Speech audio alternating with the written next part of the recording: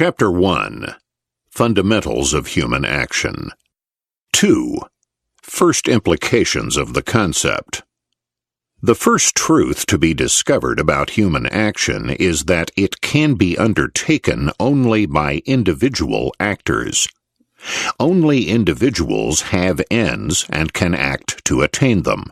There are no such things as ends of or actions by groups, collectives, or states, which do not take place as actions by various specific individuals.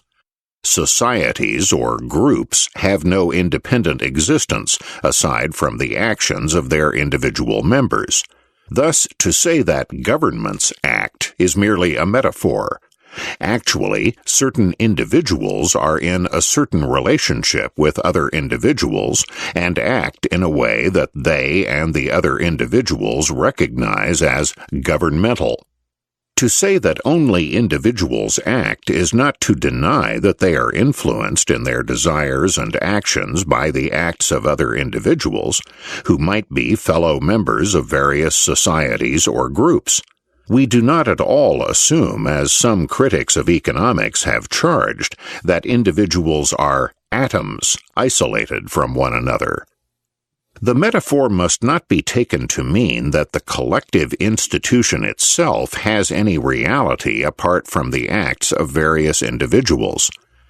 Similarly, an individual may contract to act as an agent in representing another individual, or on behalf of his family. Still, only individuals can desire and act. The existence of an institution such as government becomes meaningful only through influencing the actions of those individuals who are and those who are not considered as members. In order to institute action, it is not sufficient that the individual man have unachieved ends that he would like to fulfill. He must also expect that certain modes of behavior will enable him to attain his ends. A man may have a desire for sunshine, but if he realizes that he can do nothing to achieve it, he does not act on this desire. He must have certain ideas about how to achieve his ends. Action thus consists of the behavior of individuals directed towards ends in ways that they believe will accomplish their purpose. Action requires an image of a desired end and technological ideas or plans on how to arrive at this end. Men find themselves in a certain environment or situation. It is this situation that the individual decides to change in some way in order to achieve his ends. But man can work only with the numerous elements that he finds in his environment by rearranging them in order to bring about the satisfaction of his ends. With reference to any given act, the environment external to the individual may be divided into two parts. Those elements which he believes he cannot control and must leave unchanged, and those which he can alter, or rather thinks he can alter, to arrive at his ends. The former may be termed the general conditions of the action, the latter the means used. Thus, the individual actor is faced with an environment that he would like to change in order to attain his ends. To act, he must have technological ideas about how to use some of the elements of the environment as means, as pathways to arrive at his ends. Every act must therefore involve the employment of means by individual actors to attempt to arrive at certain desired ends. In the external environment, the general conditions cannot be the objects of any human action. Only the means can be employed in action. All human life must take place in time. Human reason cannot even conceive of an existence or of action that does not take place through time. At a time when a human being decides to act in order to attain an end, his goal, or end, can be finally and completely attained only at some point in the future. If the desired ends could all be attained instantaneously in the present, then man's ends would all be attained, and there would be no reason for him to act. And we have seen that action is necessary to the nature of man. Therefore, an actor chooses means from his environment in accordance with his ideas to arrive at an expected end, completely attainable only at some point in the future. For any given action, we can distinguish among 3 periods of time involved: the period before the action, the time absorbed by the action, and the period after the action has been completed. All action aims at rendering conditions at some time in the future more satisfactory for the actor than they would have been without the intervention of the action. A man's time is always scarce. He is not immortal. His time on earth is limited. Each day of his life has only 24 hours in which he can attain his ends. Furthermore, all actions must take place through time. Therefore, time is a means that man must use to arrive at his ends. It is a means that is omnipresent in all human action. Action takes place by choosing which ends shall be satisfied by the employment of means. Time is scarce for man only because whichever ends he chooses to satisfy, there are others that must remain unsatisfied. When we must use a means so that some ends remain unsatisfied, the necessity for a choice among ends arises. For example, Jones is engaged in watching a baseball game on television. He is faced with the choice of spending the next hour in A. continuing to watch the baseball game, B. playing bridge, or C. going for a drive. He would like to do all 3 of these things, but his means, time, is insufficient. As a result, he must choose. One end can be satisfied, but the others must go unfulfilled. Suppose that he decides on course A. This is a clear indication that he has ranked the satisfaction of end A higher than the satisfaction of ends B or C. From this example of action, many implications can be deduced. In the first place, all means are scarce, that is, limited with respect to the ends that they could possibly serve. If the means are in unlimited abundance, then they need not serve as the object of attention of any human action. For example, air in most situations is in unlimited abundance. It is therefore not a means, and is not employed as a means to the fulfillment of ends. It need not be allocated, as time is, to the satisfaction of the more important ends, since it is sufficiently abundant for all human requirements. Air, then, though indispensable, is not a means, but a general condition of human action and human welfare. Secondly, these scarce means must be allocated by the actor to serve certain ends and leave other ends unsatisfied. This act of choice may be called economizing the means to serve the most desired ends.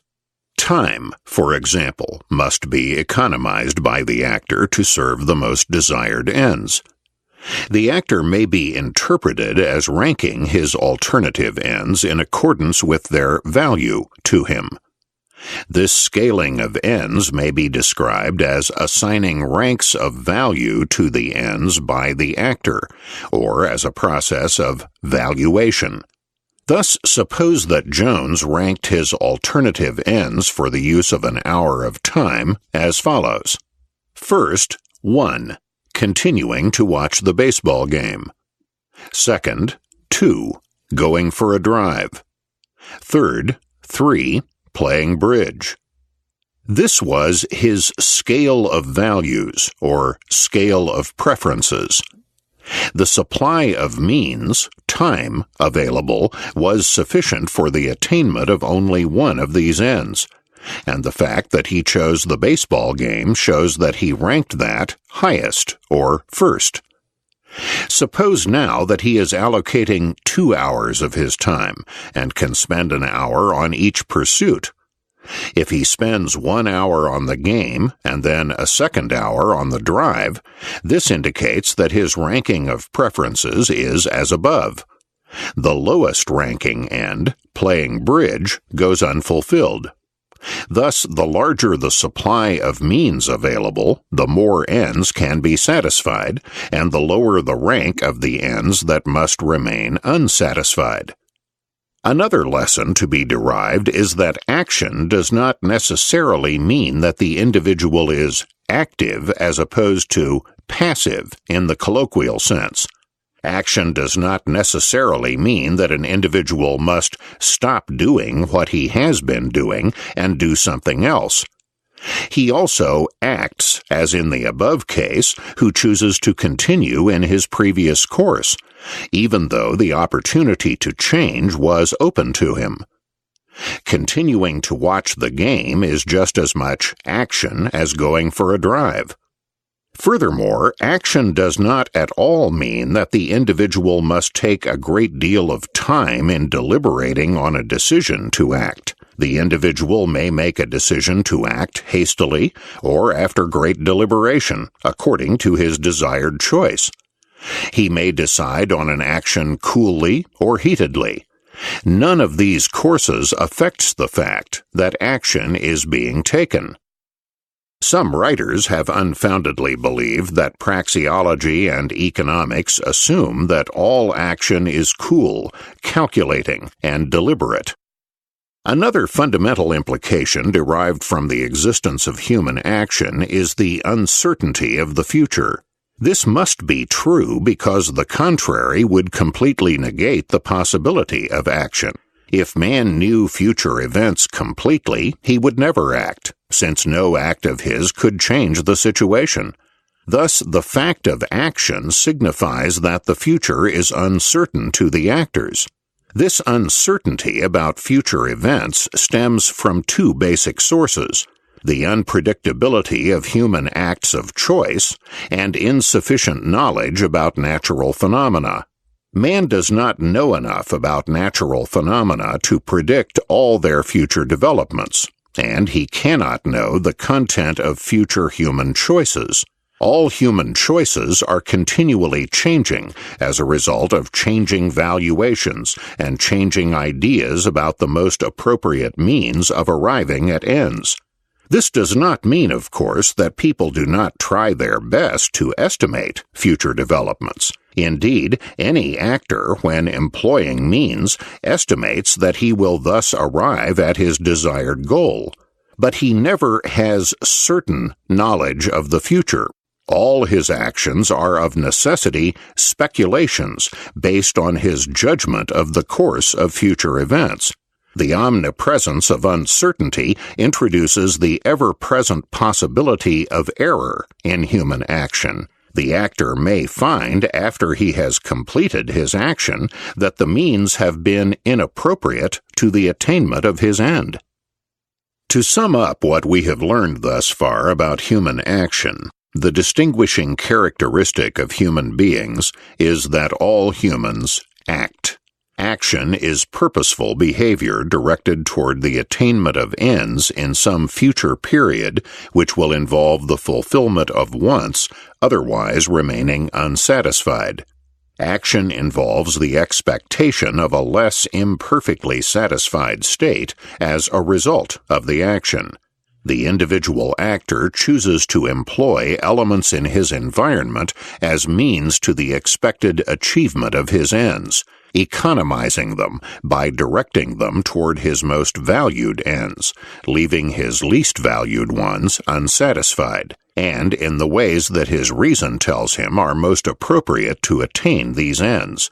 His method, his chosen means, may or may not turn out to be inappropriate.